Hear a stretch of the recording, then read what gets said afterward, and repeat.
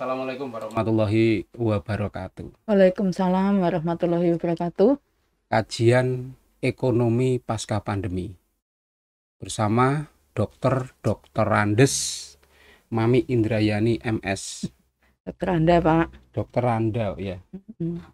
Turun ganti kelamin.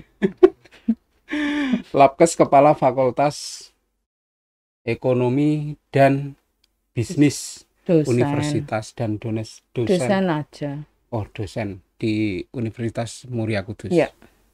FEB, Fakultas Ekonomi dan Bisnis. Fakultas Ekonomi dan Bisnis Ya. Universitas Muria Kudus. Betul. Bu Mami sehat? Alhamdulillah, puji Tuhan. Sehat, Pak Erwin? Sehat. Iya.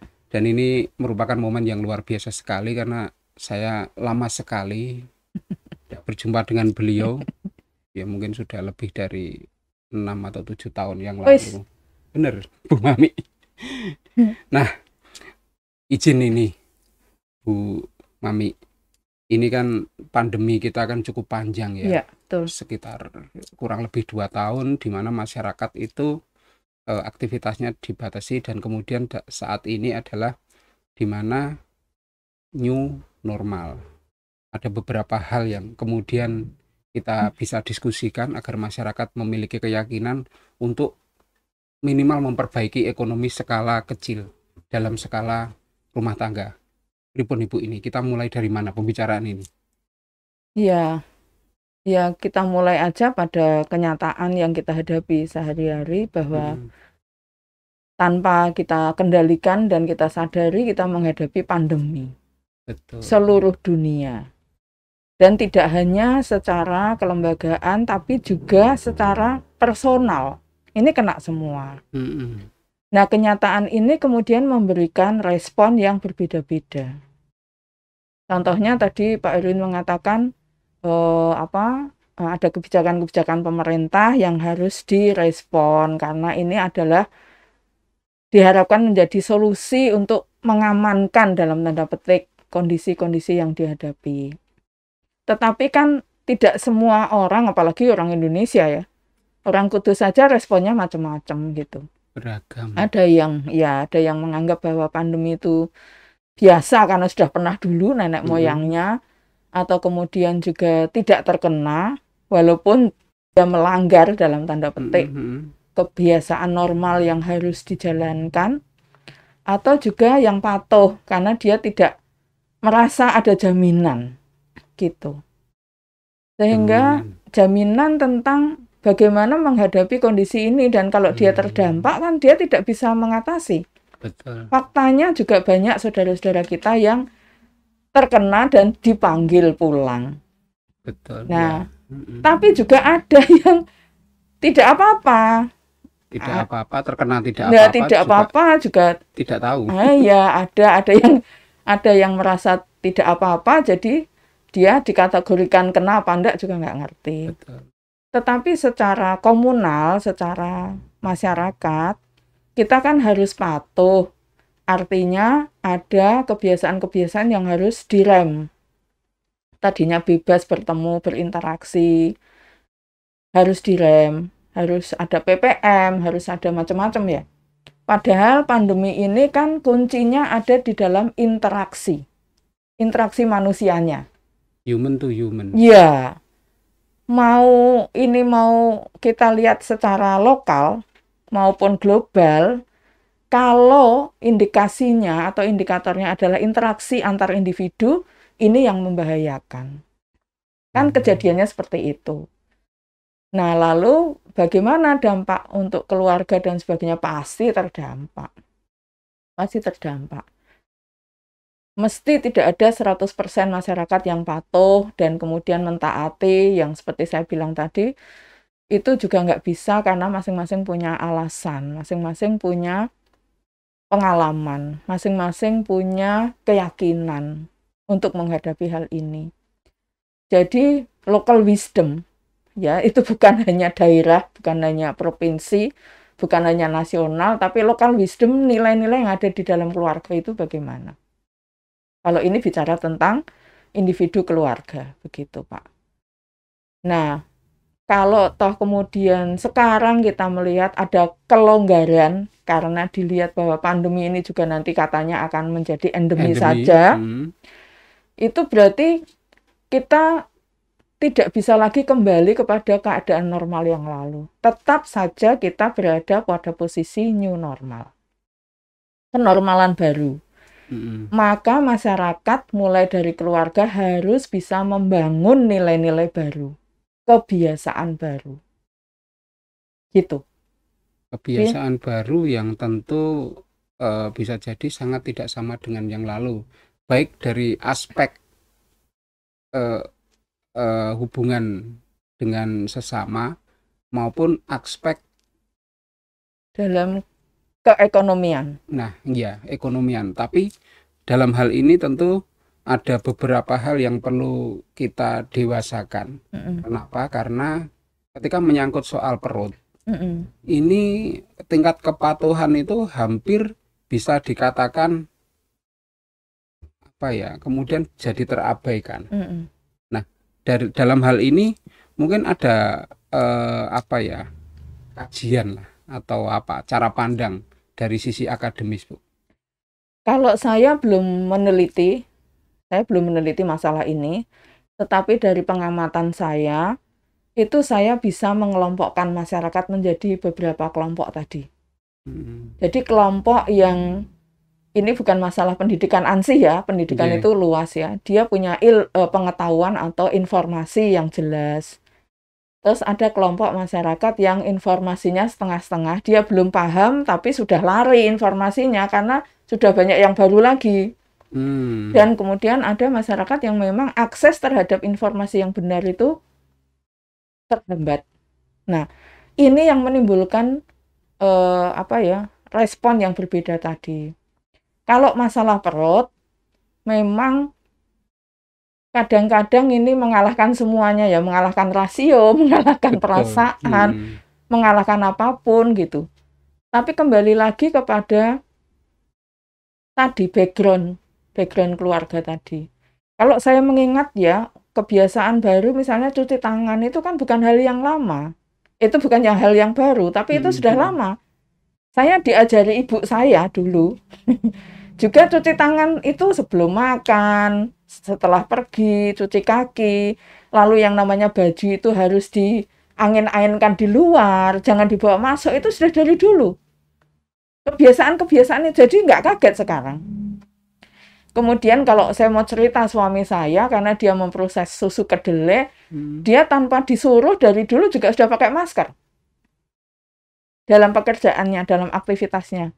Gitu Pak. Jadi ada hal-hal yang bagi orang lain syok karena lihat ini, jadi kemudian banting setir bagaimana cara mencari mata pencaharian, apalagi dengan Kudus ya, kita tahu UMKM banyak, usaha kecil banyak, usaha mikro banyak, usaha gurem banyak, tapi usaha menengah dan atas juga ada. Nah ini kan kalau kesadarannya itu diterima dengan legowo ya, kesadarannya tinggi itu dia akan dengan mudah beradaptasi. Demikian juga dengan keekonomian. Gitu. Kreativitas manusia itu tidak terbatas sebetulnya untuk mencari makan gitu. Faktanya seiring dengan sekarang hidup bersama dengan generasi baru, ternyata generasi muda ini, milenial ini juga nggak kaget dengan new normal. Dia enjoy dan menikmati dan kemudian dia juga utak-utik sendiri dengan online ya. Akhirnya dia kan menciptakan kreativitas yang menimbulkan atau mendatangkan uang dengan online tadi. Nah ganti sekarang orang tua tinggal nusuk gudel gitu. Oh kok iso ya gitu ya. Nah orang tua sekarang yang agak mengendalikan diri dan harus belajar pada orang muda karena ada perubahan-perubahan tadi. Ternyata new normal ya untuk orang tua dengan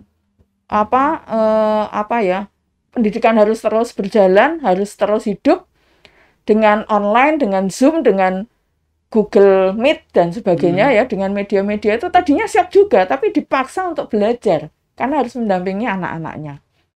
Dan itu sudah berjalan dengan baik. Iya. Tinggal sekarang dulunya siap juga. Kebiasaan tatap muka, kebiasaan berinteraksi dengan guru, dengan dosen, itu kan ada fokus perhatian ya kalau di kelas itu. Tapi ini kan enggak.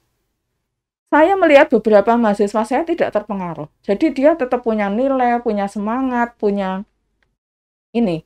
Tetapi ada sebagian juga yang terus menggunakan gitu loh, menggunakan kesempatan online ya, terus dia cari jawaban di online misalnya gitu.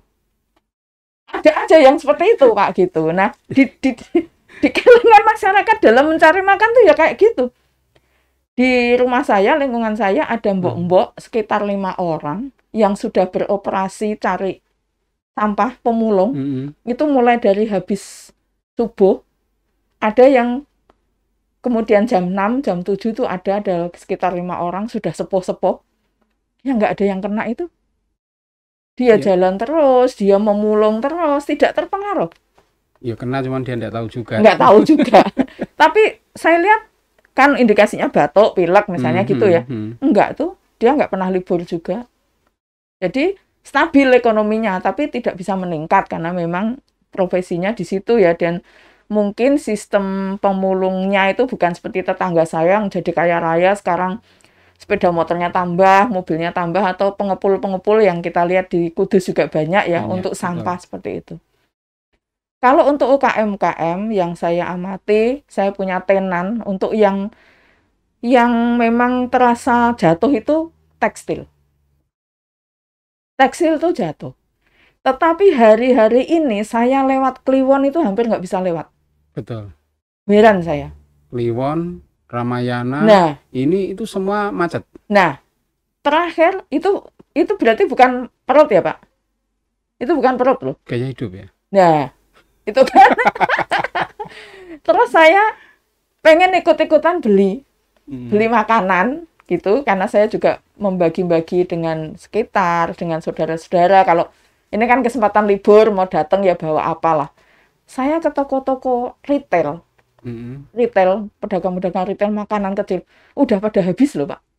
Apakah ini kemudian sudah bisa menjadi indikator bahwa ketika terjadi pembatasan atau terjadi seperti yang jenengan bilang bahwa manusia itu memiliki beragam cara untuk mencari solusi atas persoalan dirinya. Iya, betul. Nah, dan kemudian ini apakah bisa menjadi sebuah indikator bahwa ini loh bukti nih. Nyatane wingi mandek yo ngene, nyatane iki yo urip dhewe yo mlaku dan market berjalan. Padahal sebelum mereka terima THR kemarin itu ya wis padet. Sudah. Iya. Kliwon itu sudah nggak bisa diwiak. Mobilnya sudah banyak. Gitu. Padahal kalau lihat di Zoom, di komponennya Kliwon itu kan tidak hanya produksi lokal, tapi ada yang Jakarta, dari mana-mana, terus ini. Nah, yang saya lihat positifnya dari UKM-UKM kita, pelaku-pelaku ekonomi kita itu, ada yang memanfaatkan masa tenggang ini untuk menyiapkan berikutnya. Berarti mereka sudah bisa mengukur ya? Iya, dia tetap punya harapan. Nah, harapan ini yang menghidupkan orang. Iya. Nah, kita kan nggak tahu, karena dulu pernah terjadi dan berhenti. Nah, belajar dari pengalaman itu, dia punya harapan. Nah, harapan ini yang menghidupkan kreativitas mereka. Mereka tidak semuanya hanya mengandalkan akal pikiran, tapi juga milieu di Kudus ini kan khususnya itu kan religiusitasnya juga tinggi. Mudah-mudahan tidak hanya seremonial ya, tapi benar-benar dihayati gitu. Semuanya sebelum aktivitas dia melakukannya, dia berdoa dulu. Ini juga anugerah Tuhan, ini keadilan Tuhan gitu loh. Keadilan Tuhan. Kalau Pak Erwin mendengar kemarin itu ada pengusaha-pengusaha yang mengatakan, lihatlah yang sakit itu orang yang punya. Yang kayak pemulung sekitar saya itu kan nggak ada yang sakit, Pak. Nggak ada. Nah gitu loh. Para sopir yang luar kota los itu ya enggak. Ya, makanya. Kan kita nggak bisa. Iya, makanya ini tergantung masing-masing. Nah, itu tadi. Betul. Terus gini, Bu. Nah, ini kan selain masyarakat bergerak atas dirinya sendiri dengan mencari solusi atas persoalannya. Nah, ini kan pemerintah juga memberikan serangkaian rambu-rambu di samping rambu-rambu ada beberapa bantuan ya. Bantuan, solusi. Menurut jenengan apakah ini cukup efektif ketika diaplikasikan dengan situasi saat ini atau saat kemarin atau bagaimana? Yang seperti apa kalau ngomong tentang BLT misalnya, atau Ya, ngomong BLT. ini kasus minyak goreng, bantuan minyak goreng nasional misalnya. Ya itu hanya cocok untuk saat itu aja. Untuk menurut saya ya, mungkin pikirannya adalah meredam situasi untuk bisa memberikan ketentraman bagi yang selalu membutuhkan. Tapi kalau saya lihat, misalnya nggak pakai minyak goreng juga nggak apa-apa toh. Tapi Ya, yang dapat BLT minyak goreng itu ya gendut-gendut itu. lah iya. Apa? Yang dulu BLT juga yang sehat-sehat, yang gelangnya banyak, yang Iya, memang ya itu ini hal lain lagi ya, hal lain hal lain lagi. lagi. Iya. Ketika bicara indeks wong sing diarani miskin atau butuh Ya bantuan itu ini kan susah.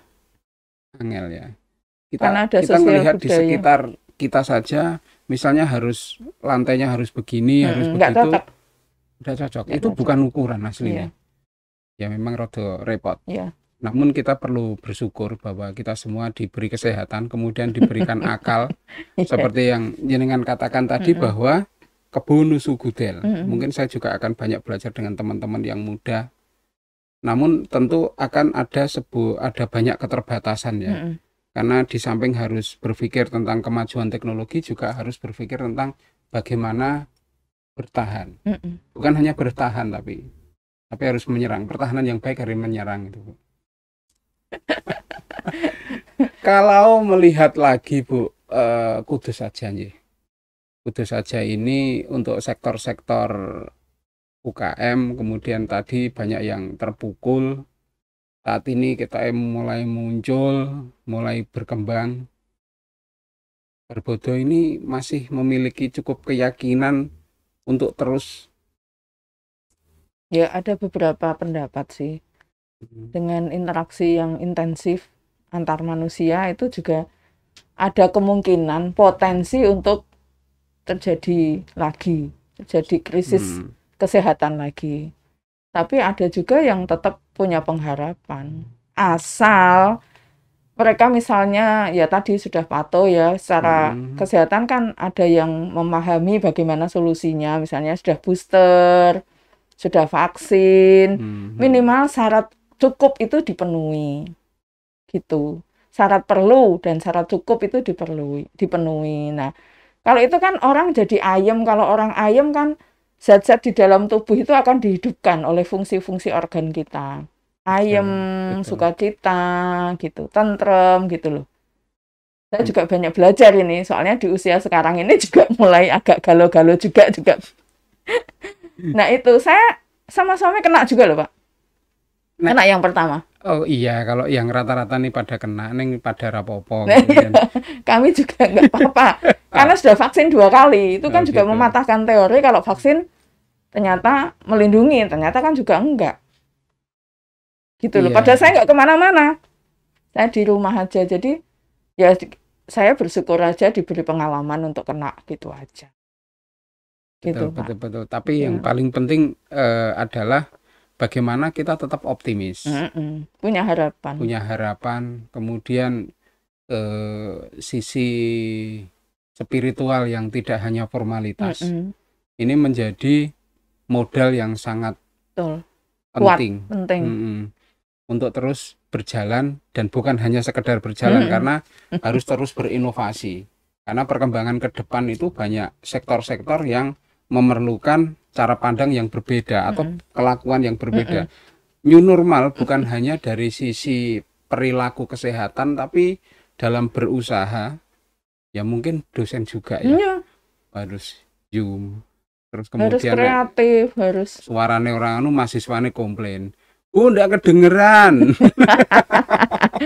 Loh, kadang-kadang itu dosen ngajar ya pakai daster gitu kan, yang nggak etis misalnya. Pakai daster tapi kan terus pakai jas ditutupi. Gini. Nggak ketok. Mahasiswane ora adus, mahasiswane iki sedora adus, Pak. Nek mahasiswane iki sedora adus, kowe tangi turu ya cah iya, Bu. Ya ampun, blobokmu ki lho, Jek. Ya gitu. Aduh, Bu, ini nah. Itu ya lama-lama juga akhirnya kita memang harus saling membangun. Ini saling memang dari membantu. awal sekali. Harapan semoga adik-adik dari hasil produk Zoom ini juga mampu berkompetisi Hmm, di kehidupan yang nyata. Karena memang bekal untuk mereka itu gimana ya? Ya perlu diasah. Memang ini kembali kepada mm, kesungguhan mereka yang bukan hanya ya. formalitas. Tidak hanya menghidupi otak, tapi Hmm. juga perilaku, attitude, daya juang itu penting. Attitude kembali ke keluarga ya, Nah, attitude itu itu tuh ya. nilai-nilai tanggung jawabnya Nilai-nilai. keluarga, jangan diserahkan ke sekolah. Jangan karena Zoom kemudian semua porak-poranda, tidak. Gitu loh. Saya juga jadi belajar Zoom, tanya sama yang muda-muda. Iki piye, Mas? Gawe tribon ora ngerti. Ya terus aku iki piye? Jadi aku punya ilmu-ilmunya gitu. Cuma nek diblebek kayak mahasiswa saya, Bu, gini-gini. Iki piye ya aku kok ra iso PPT-ne ra seser. Ya terus mahasiswanya, Bu, itu di pojokan ada gini. Ini. Nah, gitu loh. Kerendahan hati Mm-mm. untuk membuka diri terhadap perubahan itu penting. Gitu. Gitu. Jadi Iya, harus seperti itu, Pak. iya memang harus saling ya, artinya Saling asah-asuh. saling asah asuh. Ya Ketika gitu. kemudian fase itu terputus satu sisi, ya orang melaku. Fungsi orang tua sekarang berat sekali. Harus ini bersyukur kalau yang dia bekerja di institusi ya, yang institusi formal, gajinya kan per bulan. Hmm. Tapi kalau harus apa? Mencari dari waktu ke waktu, dari hari ke hari. Banyak mahasiswa saya yang akhirnya cuti. Ya, anak-anak sekolah banyak yang SPP-nya nunggak ya, walaupun nggak pakai Hmm. SPP ya yang Hmm. Hmm. negeri Hmm. ya, tapi kewajiban-kewajiban itu ditunda seperti itu. Jadi wise-nya, kebijakannya itu memang harus diasah juga. Sehingga ada tata nilai yang berubah gitu loh, Pak. Kalau saya bilang frontalnya tuh ada restrukturisasi budaya Wih, nah ini. gitu. Bukan hanya gender, itu belum berhasil. Gender itu kesamaan apa peran antara laki-laki dan perempuan dalam berbagai bidang kehidupan itu belum terwujud loh sekarang. Karena ada generasi baru yang dia nggak tahu, tapi secara alami dibentuk oleh suasana dan kondisi. Sekarang banyak peluang kerja itu untuk perempuan misalnya, untuk anak-anak Hmm. perempuan. Laki-laki kan akhirnya harus banting setir. Dia harus bekerja di rumah sambil ngawasi rumah tangga. Dan itu bukan hal yang aneh. Karena kemarin sudah diinisiasi tidak pada mendengar, sekarang ditatap ke kondisi. Dan Nah, kaget. dan kaget dan dia menyerah. Dia tidak sempat kaget karena kondisinya harus dilakukan. Nah, new normal ini menurut saya juga Hmm. nanti kalau dia menjadi kebiasaan yang makro gitu ya, secara nasional, dia akan menjadi budaya baru. Saya akan tuliskan ini nanti artikel. Wah, Budaya baru dalam era new normal.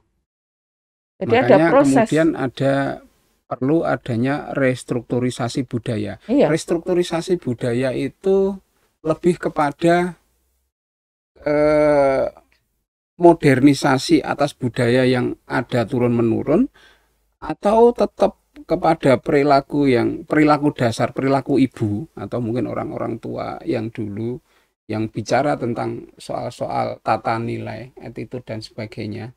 Karena ketika kemudian budaya ini dibenturkan dengan kenyataan. kecepatan Perubahan. informasi gitu, itu kan perilaku bocah jadi berubah. Ya itu nanti, jadi yang namanya budaya itu adalah perilaku yang sudah diamini Mm-mm. oleh mayoritas masyarakat dan dilakukan itu budaya. Kalau nanti akan terjadi seperti itu, ya itu budaya baru.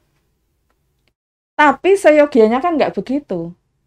Walaupun tadi Pak Erwin bilang, ibu yang menyampaikan nilai-nilai kepada anak Mm-mm. dengan vokal, tapi figur ayah itu kan penting untuk anak.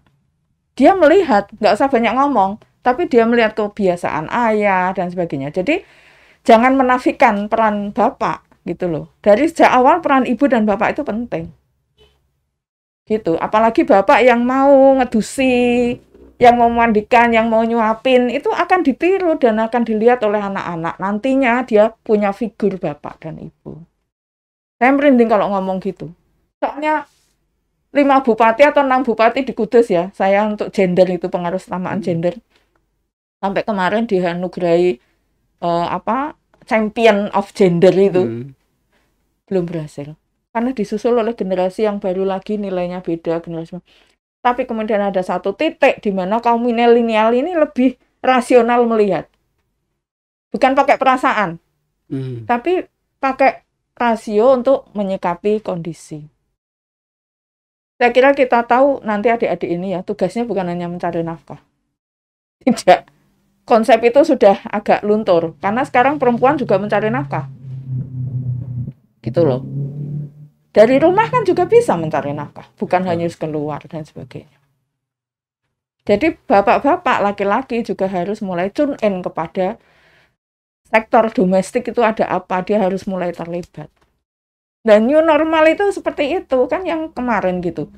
Sengajari mesti ibu karena bapaknya tindak golek duit. Dan saya kira ibu juga tindak golek duit terus pasrah ke sopo. Ini main game apa? Lah main game itu ya saya nggak tahu. Saya punya fasilitas banyak di HP saya tapi aku ora tau buka game ra iso. Saya juga ra iso. Gitu Pak, kira-kira gambarannya seperti itu. Jadi akan terjadi restrukturisasi budaya seiring dengan era new normal. Nanti baru akan ada etapa baru lagi kalau ada kenormalan yang lain lagi. Yang lebih baru lagi. Iya. Gitu. Jadi jangan kaget dan jangan shock. Harapannya juga pandemi ini hilang, ya toh? Hilang mandek oke, tapi nanti mungkin ada sesuatu lagi yang mengejutkan manusia. Kalau kita percaya kepada Tuhan dan firman-Nya, itu kan sudah tertulis semua. Iya, betul. Itu kan sudah tertulis. Jadi kita tidak bisa memisahkan antara rohani dan jasmani, kehidupan real sama kehidupan religi kita itu nggak bisa. Nggak bisa, Pak, dipisahkan. Gitu. Wah. Dulur Rieska ini luar biasa sekali diskusi dengan Bu Mami. Ada beberapa hal yang kemudian kita garis bawahi.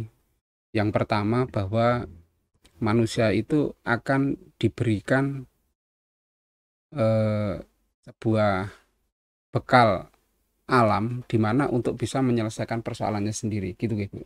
Yang pertama. Kemudian yang kedua, ketika bicara restrukturisasi budaya, karena itu merupakan new normal yang sesungguhnya, bukan saja dari aspek kesehatan, tapi tentu ada banyak aspek yang tentu harus disikapi secara dewasa dan lebih positif dan dengan edukasi yang cukup, terutama berawal dari keluarga. Jadi disitulah kemudian kita mampu untuk mengembangkan diri jauh lebih besar. Ditambah Ibu. Ya, endingnya adalah itu upaya untuk bertahan hidup yang memang sudah dikasih bekal sama Yang Maha Kuasa itu. Kewajiban kita kan bertahan hidup. Jangan ngomong berani mati, berani hidup dong. Berani gitu. hidup. Iya.